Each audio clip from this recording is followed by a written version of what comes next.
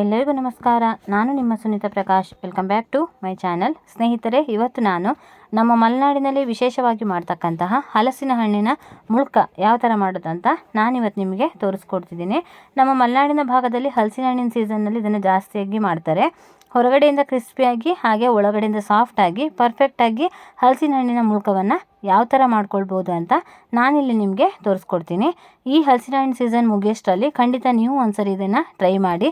ನಿಮಗೂ ಕೂಡ ಇದು ತುಂಬ ಇಷ್ಟ ಆಗುತ್ತೆ. ಇದಕ್ಕೆ ಏನೇನು ಪದಾರ್ಥಗಳು ಬೇಕಾಗುತ್ತೆ ಅಂತ ನೋಡ್ಕೊಬರೋಣ ಬನ್ನಿ.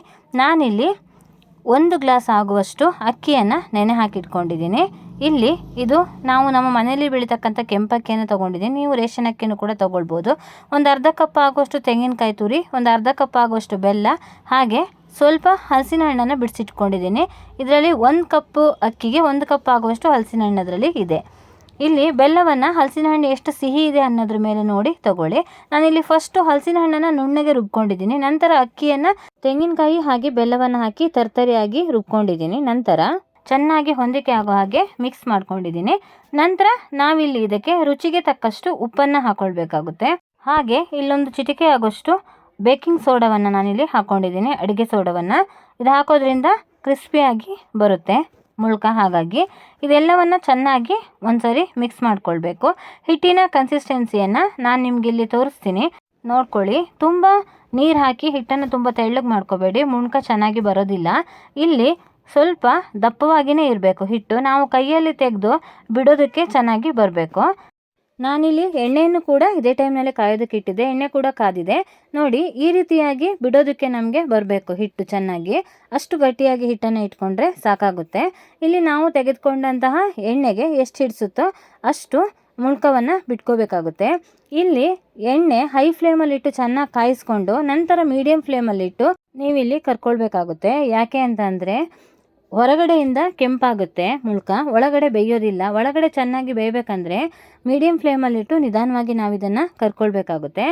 ನಾನು ತೆಗೆದುಕೊಂಡಂಥ ಎಣ್ಣೆಗೆ ಎಷ್ಟು ಮುಳ್ಕ ಹಿಡಿಸುತ್ತೆ ಅಷ್ಟು ನಾನು ಇದರಲ್ಲಿ ಬಿಟ್ಕೊಂಡಿದ್ದೀನಿ. ಇಲ್ಲಿ ನೀವೇ ನೋಡ್ತಾ ಇರ್ಬೋದು ಮುಳ್ಕ ಬೇಯ್ತಾ ಇದೆ.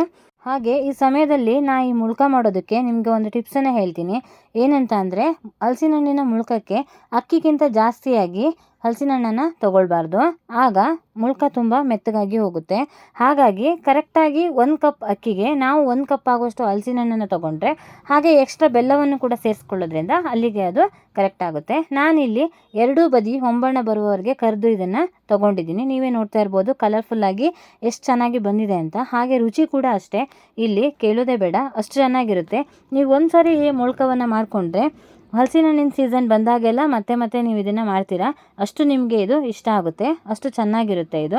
ನಾನು ಇದೇ ರೀತಿ 2ನೇ ಬ್ಯಾಚನ್ನು ಕೂಡ ನಾನಿಲ್ಲಿ ಬಿಟ್ಕೊಳ್ತಾ ಇದ್ದೀನಿ. ನಾನಿಲ್ಲಿ ಈ ಮುಳ್ಕ ಮಾಡೋದಕ್ಕೆ ನಮ್ಮ ಮನೆಯಲ್ಲಿ ಬೆಳೀತಕ್ಕಂತಹ ಕೆಂಪಕ್ಕಿಯನ್ನು ತೊಗೊಂಡಿದ್ದೀನಿ. ನೀವಿಲ್ಲಿ ರೇಷನ್ ಅಕ್ಕಿ ಅಥವಾ ಸೊಸೈಟಿ ಅಕ್ಕಿಯನ್ನು ಕೂಡ ತೆಗೆದುಕೊಳ್ಬಹುದು. ಯಾವ ಅಕ್ಕಿ ಆದರೂ ಸಹ ಆಗುತ್ತೆ. ಆದರೆ ಚೆನ್ನಾಗಿ ರುಬ್ಬೋದಕ್ಕೆ ಬರಬೇಕು ಅಂತಹ ಅಕ್ಕಿ ಆದರೆ ಇದು ಚೆನ್ನಾಗಿರುತ್ತೆ. ಇಲ್ಲಿ 2ನೇ ಬ್ಯಾಚ್ ಕೂಡ ನಾನು ಬಿಟ್ಟಿದ್ದೀನಿ. ಇದನ್ನು ಗೋಲಿ ಬಜೆಯನ್ನು ಯಾವ ಥರ ಕರಿತೀವಿ ಆ ರೀತಿಯಾಗಿ ಚೆನ್ನಾಗಿ ತಿರುಗಿಸಿ ಕರ್ಕೋಬೇಕಾಗುತ್ತೆ. ಇಲ್ಲಾಂದರೆ ಒಂದು ಕಡೆ ಕಲರ್ ಬರುತ್ತೆ, ಇನ್ನೊಂದು ಕಡೆ ಕಲರ್ ಬರೋದಿಲ್ಲ. ನೀವೇ ನೋಡ್ತಾ ಇರ್ಬೋದು ಇಲ್ಲಿ 2ನೇ ಬ್ಯಾಚನ್ನು ಕೂಡ ನಾನಿಲ್ಲಿ ಕರ್ಕೊಂಡಿದ್ದೀನಿ. ಇಲ್ಲಿ ನಮ್ಮ ಮಲೆನಾಡಿನ ಸ್ಪೆಷಲ್ ಹಲಸಿನ ಹಣ್ಣಿನ ಮುಳ್ಕ ರೆಡಿಯಾಗಿದೆ. ನೋಡೋದಕ್ಕೆ ಹೇಗೆ ಕಲರ್ಫುಲ್ ಆಗಿದೆಯೋ ತಿನ್ನೋದಕ್ಕೂ ಕೂಡ ಅಷ್ಟೇ ರುಚಿಯಾಗಿರುತ್ತೆ. ಖಂಡಿತ ನೀವು ಒಂದ್ಸರಿ ಇದನ್ನು ಟ್ರೈ ಮಾಡಿ ನೋಡಿ. ಹೊರಗಡೆಯಿಂದ ಕ್ರಿಸ್ಪಿಯಾಗಿ ಹಾಗೆ ಒಳಗಡೆ ತುಂಬ ಸಾಫ್ಟ್ ಆದಂತಹ ಹಲಸಿನ ಹಣ್ಣಿನ ಮುಳ್ಕ ಇಲ್ಲಿ ರೆಡಿಯಾಗಿದೆ. ಇಲ್ಲಿ ನೀವೇ ನೋಡ್ತಾ ಇರ್ಬೋದು ಎಷ್ಟು ಚೆನ್ನಾಗಿ ಬಂದಿದೆ ಅಂತ. ರುಚಿ ಕೂಡ ಅಷ್ಟೇ ಚೆನ್ನಾಗಿರುತ್ತೆ. ಖಂಡಿತ ನೀವು ಟ್ರೈ ಮಾಡಿ. ಹಾಗೆ ಸ್ನೇಹಿತರೆ, ಯಾರೆಲ್ಲ ನನ್ನ ವಿಡಿಯೋ ನೋಡ್ತಿದ್ದೀರಾ ದಯವಿಟ್ಟು ಸಬ್ಸ್ಕ್ರೈಬ್ ಮಾಡ್ಕೊಳ್ಳಿ. ಹಾಗೆ ನನ್ನ ಈ ವಿಡಿಯೋ ಇಷ್ಟ ಆದರೆ ಒಂದು ಲೈಕ್ ಕೊಡೋದನ್ನು ಮರಿಬೇಡಿ. ಮುಂದಿನ ವಿಡಿಯೋದಲ್ಲಿ ಮತ್ತೆ ಸಿಗ್ತೀನಿ. ಧನ್ಯವಾದಗಳು.